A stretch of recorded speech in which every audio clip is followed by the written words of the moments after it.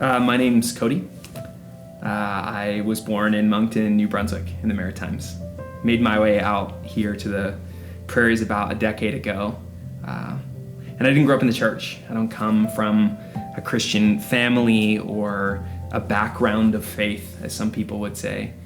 And I came to know Jesus in, we might say, some strange ways, actually. The first way in which I profoundly remember encountering God is through people. You know, some people say the one way that the invisible God is made visible is through people. I had a pretty traumatic upbringing, a really broken family, fueled by addiction and betrayal. And I didn't really know a kind of familial love that it seems like other people knew. And I just remember distinctly finding not just a fridge that was full of food, but a place to sleep and stay when things maybe weren't as safe as one might want them to be. A place to go where there was a kind of acceptance and belonging that I didn't see in other places. And I know now we're at a point where the church's family can be a kind of contentious topic, but it was actually in finding this family that I met Jesus. That I actually experience God in these brothers and sisters that I got to meet. And that set my life on a completely different trajectory. That the brokenness and the pain that I had felt in my life was being healed slowly as I followed Jesus and encountered the power of his presence. Gregory of Nazianzus once said that all that he has assumed, he has healed. All that he has assumed, he has healed. In other words, he was saying Jesus came and assumed suffering and pain. He came and assumed what it meant to be human so that he might redeem and heal what it means to be human. And I felt that in my own life, that my pain and my turmoil and my suffering, that was actually assumed by Jesus. People will say that when you're suffering, Jesus is with you. But that's not actually so much the case. It's more like when you're suffering, you're with Jesus.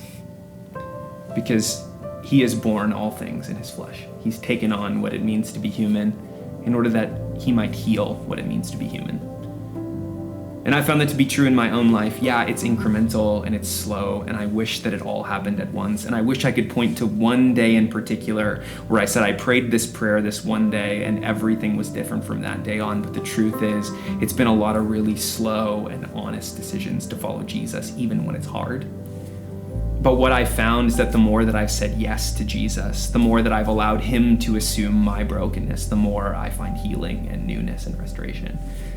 That I've actually come to encounter the God that doesn't just make some things new or certain things new, but the God who's in the business of making all things new. And I find myself as a 30-some-year-old profoundly moved by what Paul says to the church in Corinth in his second letter. Paul says, if anyone is in Christ, they're a new creation. It's actually better than that in Greek. In Greek, there's no subject or verb. Paul just says, if anyone is in Christ, new creation. The old has passed away, and behold, the new has come. And what I love about it is it's almost like Paul can't help but blurt out the reality. No subject, no verb. If anyone is in Christ, you know what? New creation. The old has passed away, behold, the new has come. And all of this is from God. So when I think over my life, when I think of where I've come from, of low socioeconomic status, near poverty, a family fueled by addiction and suffering, I found myself somehow free and liberated and being made whole. So I'm thankful for Jesus, who has not only liberated me, but has invited me into becoming new, and in being new, seeking the liberation and the healing of others as well. That the goal of our story is not that it just remains our story, but it starts bleeding into all of the other stories.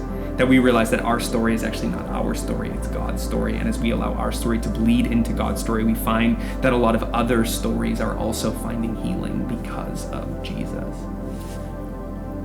So I'm grateful, and I witness to the reality that if you would have known me a decade ago, you wouldn't believe that I am the person who is sitting in this chair today. And yet I am, because we serve the God that makes all things new.